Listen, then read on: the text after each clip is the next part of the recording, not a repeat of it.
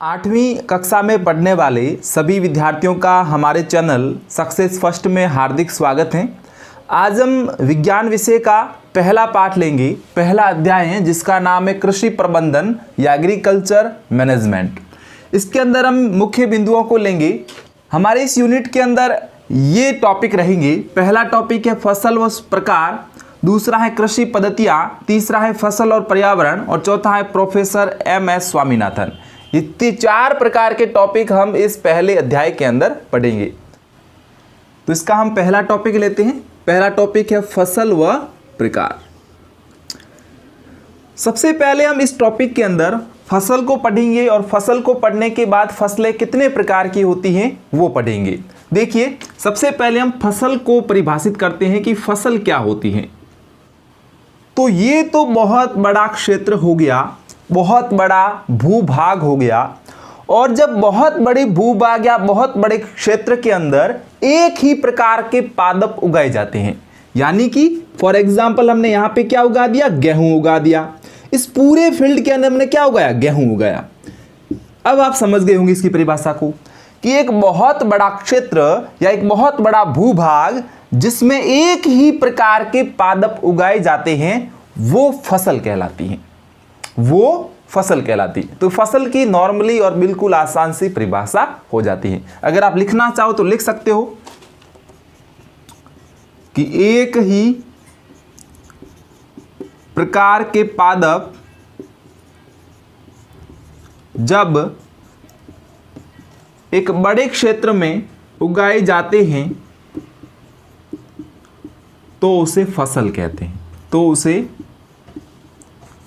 फसल कहते हैं। अब आगे हम अध्ययन करेंगे कि ये फसलें कितने टाइप की होती हैं, ये फसलें जो हैं इनके प्रकार कितने होते हैं। तो इसके अगर मुख्य प्रकारों की बात की जाती है, फसलों के मुख्य प्रकारों की, तो इसके मुख्य 3 प्रकार होते हैं। कौन कौन से होते हैं देख लीजिए इधर से। पहला प्रकार फसल का होता है खरीफ की फसल, खरीफ की फसल। दूसरी फसल का उदाहरण है रबी की फसल और तीसरा है जायद की फसल। तो टोटल 3 प्रकार की फसलें हो गई। अभी जो है वो जायद की फसल का मौसम चल रहा है। अब खरीफ की फसल क्या होती है, रबी की फसल क्या होती है और जायद की क्या होती है, इसको हम थोड़ा सा विस्तार से देख लेते हैं। बात करें हम खरीफ की फसल की। खरीफ की फसल का मतलब है वो फसल जो जून महीने के अंदर बोई जाती है, यानी कि वो फसल जो जून महीने में बोई जाती है और सितंबर महीने में काटी जाती है। वो फसल जो जून महीने में तो बोई जाती है और सितंबर में उसको काट दिया जाता है। तो ये समय अंतराल किसका रहता है, खरीफ की फसल का रहता है।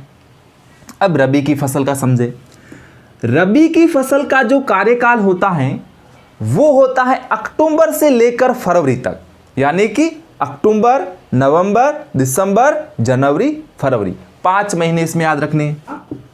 अक्टूबर से लेकर फरवरी तक इस समय अंतराल के अंदर रबी की फसल को बोया जाता है। नेक्स्ट चलते हैं हम तीसरे फसल के अंदर और तीसरी फसल का नाम है जायद की फसल। जायद की फसल को मार्च महीने के अंदर बोया जाता है, यानी कि जायद की फसलों का आरंभ महीना कौन सा होगा, तो मार्च का महीना आरंभ का महीना होगा। और जायद की फसल का अंतिम महीना कौन सा होगा, तो जायद की फसल जो है उनका अंतिम महीना यहां से रह जाएगा जून। अब ये तो प्रश्न पूछा जाता है कि खरीफ की फसल कब बोई जाती है, कब काटी जाती है, रबी की फसल का समय काल क्या होता है, जायद की फसल का समय काल क्या होता है। ये प्रश्न, ऐसे प्रश्न छोटे छोटे पूछे जाते हैं। अब इसके अंदर भी और बहुत सारे प्रश्न बनते हैं, जैसे कि खरीफ की फसलों के उदाहरण दीजिए। कौन कौन सी फसलें खरीफ की फसलें हैं उनका उदाहरण दीजिए। इसके अंदर आप याद रख सकते हो बाजरा, इसके अंदर आप याद रख सकते हो ज्वार, इसके अंदर आप याद रख सकते हो उड़द, मूंगफली, तिल। ये बहुत सारे एग्जाम्पल याद रख सकते हो, जैसे कि बाजरा हो गया, जैसे कि तिल हो गया, जैसे कि उड़द की दाल हो गई, मूंगफली हो गई, ज्वार हो गया। ये सारे के सारे एग्जाम्पल किसके हैं, खरीफ की फसल के हैं। एक बार और मैं बता देता हूं, बाजरा, तिल, उड़द, मूंगफली, ज्वार, ये सारे के सारे किसके उदाहरण हैं? ये खरीफ की फसल के उदाहरण हैं, जिसका समय काल जून महीने से लेकर सितंबर महीने तक रहता है। बात करें हम रबी की फसल की, तो इसका उदाहरण हम देंगे, सबसे महत्वपूर्ण उदाहरण इसका गेहूं है। गेहूं जो है वो रबी की फसल है, ना कि खरीफ की। कई बच्चे गेहूं को खरीफ की फसल मानते हैं। बाजरा खरीफ है, लेकिन गेहूं रबी की फसल है, ध्यान रखना।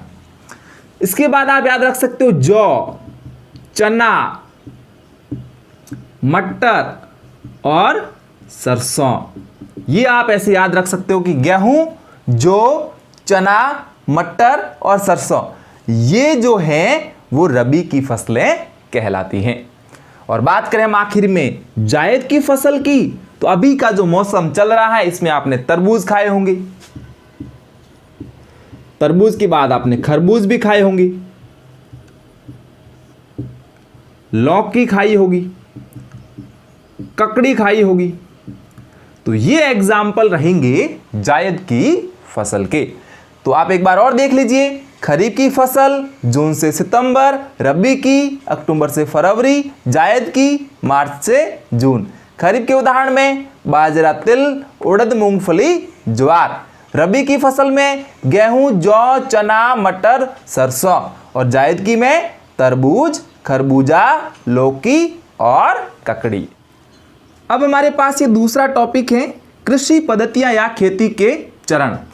बात करें हम खेती के पद्धतियों की, तो कुल 7 पद्धतियां होती हैं खेती के अंदर। कुल कितनी पद्धतियां होती हैं? तो 7 पद्धतियां होती हैं खेती के अंदर। सबसे पहली पद्धति होती है मिट्टी को तैयार करना। जब बीज को बोया जाता है तो बीज को बोने से पहले किसान जो है वो मिट्टी को तैयार करता है। तो सबसे पहली जो पद्धति होती है वो मिट्टी को तैयार करना होता है, मिट्टी को तैयार करना। दूसरी पद्धति, जब मिट्टी तैयार हो जाती है तो उसके बाद बीज को बोया जाता है, यानी कि उसे हम कहेंगे बुआई। 2 नंबर पे कौन सी पद्धति आती है? तो बुआई आती है। बुआई करने के बाद 3 नंबर पे हम उसको खाद और उर्वरक देते हैं, खाद और उर्वरक देते हैं। खाद व उर्वरक देने के बाद चौथा स्टेप होगा सिंचाई का, यानी कि उसके बाद हम कर देंगे सिंचाई। अब ये हमारे पास एक बहुत बड़ी भूमि है। इस भूमि पे हमने फसल को बोया, बोने के बाद हमने इसमें खाद व उर्वरक डाले, उसके बाद हमने इसको पानी दिया, यानी कि सिंचाई करी। सिंचाई करने के बाद हमारे पास क्या कार्य रहता है? उनकी देखभाल करना, खरपतवार को हटाना, प्राकृतिक प्रकोप से बचाना, ये बातें, ये कार्य हमारे पास वहां पे रहते हैं। यानी कि 5वां जो स्टेप है वो हमारे पास होगा फसल की सुरक्षा से संबंधित। यानी कि 5वां स्टेप हम लिख देंगे फसल की सुरक्षा करना।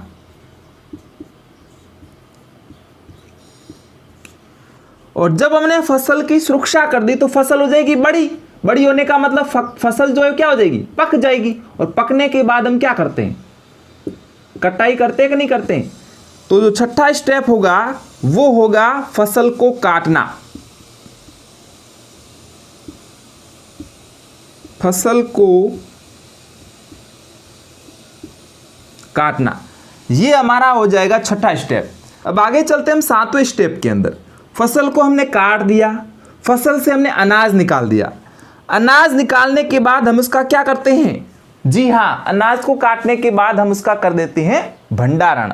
तो 7वां स्टेप होगा अनाज का भंडारण करना। इसमें हम सबसे पहला स्टेप देख लेते हैं कि मिट्टी को तैयार कैसे किया जाता है। अब मिट्टी को तैयार करने के लिए किसान 2 तरीके अपना सकता है, एक तो पारंपरिक तरीका और दूसरा आधुनिक तरीका। पारंपरिक तरीके के अंदर किसान क्या करता है कि जो पशु होते हैं, पशुओं के पीछे हल जोतते हैं और वहां से जमीन को पोला बनाते हैं। यानी कि पहला तो हो गया पारंपरिक तरीका, जिसके अंदर वो पशुओं को काम में लेते हैं, और दूसरा किसान ट्रैक्टर के द्वारा भी जमीन की मिट्टी को तैयार कर सकते हैं। मिट्टी को तैयार कर सकते हैं।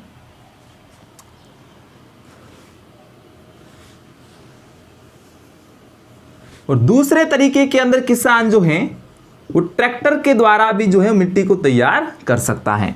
अब आपके सामने एक प्रश्न आता होगा, डायरेक्ट वो बुआई क्यों नहीं करता, वो डायरेक्ट बीज क्यों नहीं बोता?